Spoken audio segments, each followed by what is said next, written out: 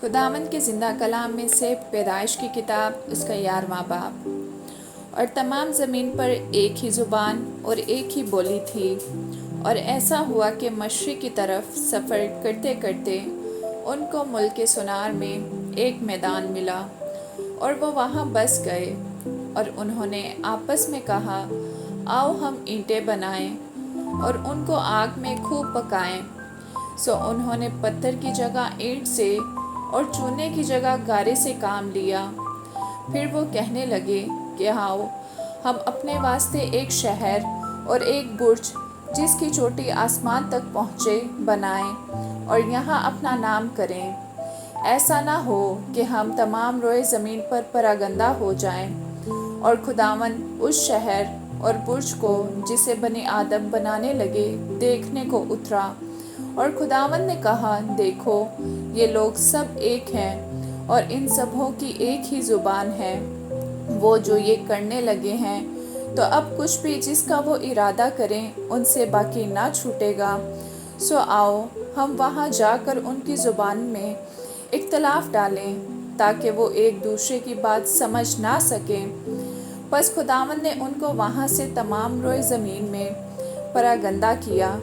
سو وہ اس شہر کے بنانے سے باز آئے، اس لیے اس کا نام بابل ہوا، کیونکہ خداوند نے وہاں ساری زمین کی زبان میں اختلاف ڈالا، اور وہاں سے خداوند نے ان کو تمام روئے زمین پر پراگندہ کیا۔ یہ سم کا نسب نامہ ہے۔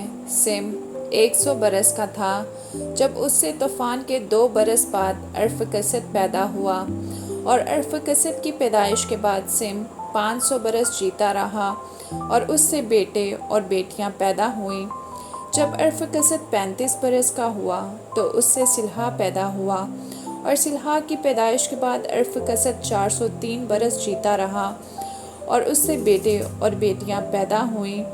سلہا جب 30 برس کا ہوا تو اس سے عبر پیدا ہوا، اور عبر کی پیدائش کے بعد سلہا 403 برس اور جیتا رہا، اور اس سے بیٹے اور بیٹیاں پیدا ہوئیں۔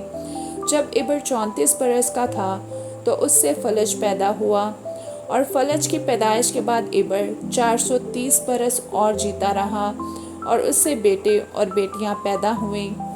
فلج 30 برس کا تھا جب اس سے راؤ پیدا ہوا، اور راؤ کی پیدائش کے بعد فلج 209 برس اور جیتا رہا، اور اس سے بیٹے اور بیٹیاں پیدا ہوئیں۔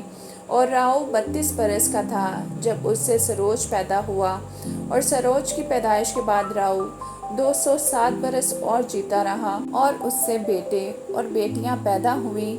اور سروج 30 برس کا تھا جب اس سے نحور پیدا ہوا، اور نحور کی پیدائش کے بعد سروج 200 برس اور جیتا رہا، اور اس سے بیٹے اور بیٹیاں پیدا ہوئیں۔